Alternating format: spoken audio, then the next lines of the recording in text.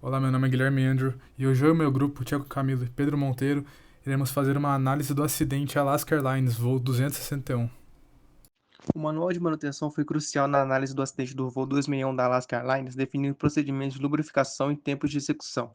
Inicialmente, a Boeing usava a graxa Mobile Grease 28, mas a Alaska Airlines trocou por uma Aeroshell 33, que seguia uma especificação diferente. O manual exigia testes e aprovação do fabricante, mas a mudança foi implementada sem aprovação completa e sem os registros necessários. O IPC foi outra publicação técnica analisada no acidente. Esse catálogo é essencial para a manutenção, pois identifica peças e orienta sua substituição. No sistema de estabilização horizontal, ele detalha componentes críticos, como o eixo trapezoidal, o anel do eixo, o batente do eixo e a articulação do estabilizador, todos essenciais para o funcionamento correto. Além de fornecer diagramas e códigos de referência, o IPC especifica materiais e lubrificantes recomendados, como o Mobile Grease 28, garantindo a execução correta da tarefa de manutenção. Para o TSCard Manual, o manual está relacionado com o acidente pelo fato de que a equipe de manutenção da Alaska Airlines não seguia os procedimentos de manutenção recomendados pela fabricante da aeronave. Portanto, foi um fator contribuinte para o acidente.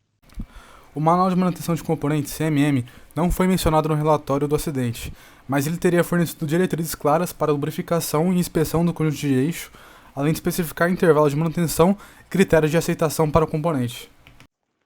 Entre 1985 e 2000, a Alaska Airlines alterou várias vezes o intervalo de lubrificação do eixo das aeronaves MD-80. Inicialmente era feita a cada 700 horas de voo, depois ajustada para 500 horas em 87. Em 1988 passou a ser 1.000 horas, em 91 1.200 horas, em 94 o intervalo subiu para 1.600 horas. Em 96 a lubrificação foi removida do cheque A e passou a ser feita em cada 8 meses, aproximadamente 2.550 horas, com a aprovação do FAA. No mesmo ano foi combinado com a lubrificação dos profundores. Após o acidente de 2000, as ADs 200351 e 2015-15 reduziram o intervalo para 650 horas de voo. O Manual de Prevenção à Corrosão poderia ter desempenhado um papel importante na manutenção preventiva, pois seguir as orientações do manual pode ajudar a identificar e tratar a corrosão antes que ela se torne crítica, especialmente em componentes expostos a ambientes corrosivos, como o conjunto do eixo. O manual de diagramas de fiação não teve relação direta com a causa do acidente, que foi atribuída ao desgaste excessivo do conjunto de eixo do estabilizador horizontal. A falha estava mais relacionada à manutenção inadequada e ao desgaste mecânico do componente, e não a problemas nos sistemas elétricos ou de fiação. Embora a investigação não tenha mencionado diretamente o uso do manual de inspeção não destrutiva, a aplicação de técnicas de inspeção não destrutiva poderia ter identificado o desgaste excessivo da porca antes que ela atingisse um ponto crítico. Para o manual de planejamento de manutenção, temos que o planejamento de manutenções baseadas em acidentes passados ajudam a prevenir acidentes futuros. Portanto, caso a equipe de manutenção tivesse seguido manutenções previstas, poderiam ter prevenido acidentes, da mesma forma que esse acidente contribui para a prevenção de acidentes até os dias de hoje. Os boletins de serviço realizam a comunicação entre a fabricante e a operadora. Portanto, tem relação com a parte pela comunicação para consulta e orientação sobre as trocas dos lubrificantes.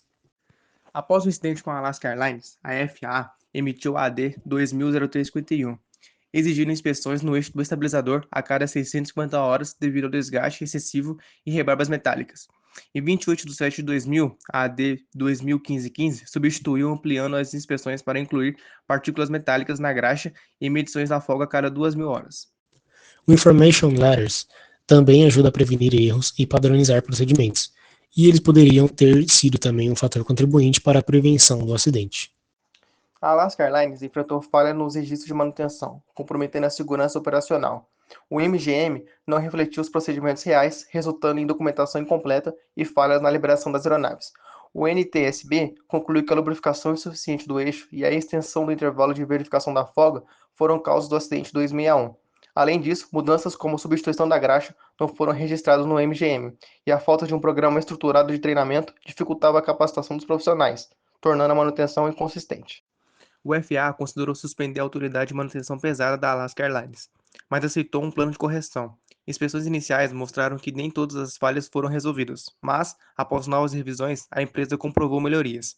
Após os avanços, o NTSB ainda tinha preocupações sobre as possíveis falhas remanescentes, especialmente em relação a erros de manutenção e lubrificação inadequada.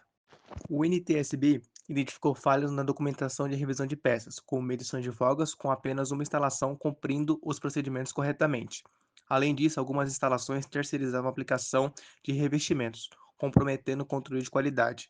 O manual exigia que as peças foram revisadas fossem embaladas hermeticamente para evitar danos, mas algumas instalações não seguiam essas diretrizes e nem acompanhavam o armazenamento e o uso das peças após o envio. O NTSB descobriu que a Alaska Airlines desenvolveu um dispositivo de contenção para o estabilizador horizontal sem seguir as especificações da Boeing e sem um registro de inspeção. Após o acidente, a empresa fabricou mais unidades e adquiriu modelos da Boeing. Testes mostraram que os dispositivos feitos internamente tinham fogos inconsistentes, revelando falhas na fabricação, inspeção e controle de equipamento de apoio no solo.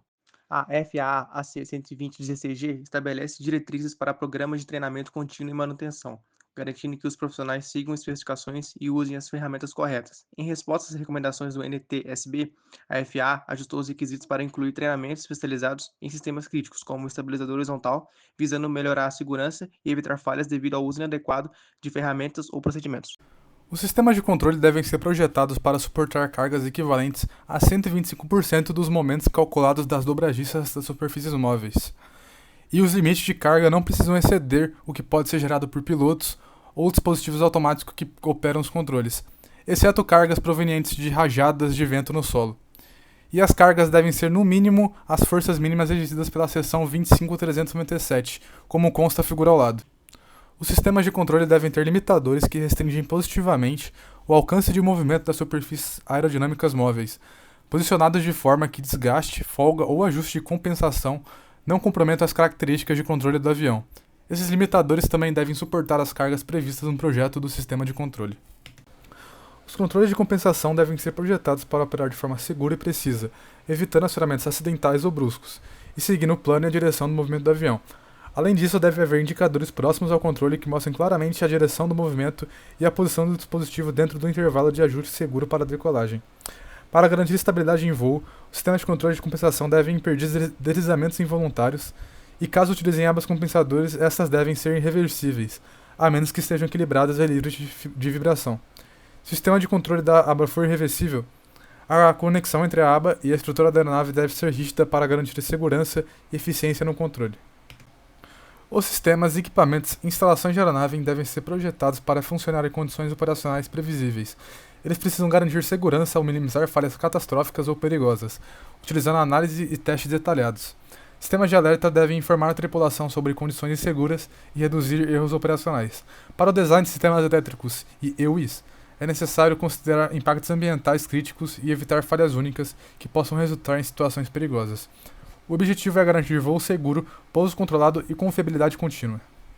Essa é a árvore de falhas, sendo o evento topo a falha da atuação do estabilizador horizontal, sendo um evento catastrófico.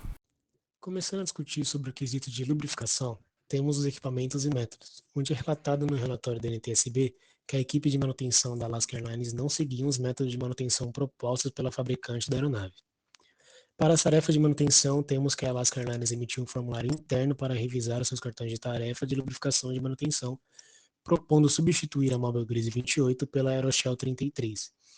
Porém, os blocos de assinatura do diretor de manutenção da base e do diretor de planejamento de manutenção e controle de produção estavam em branco, mas riscados à mão, fazendo com que a substituição não pudesse ser feita.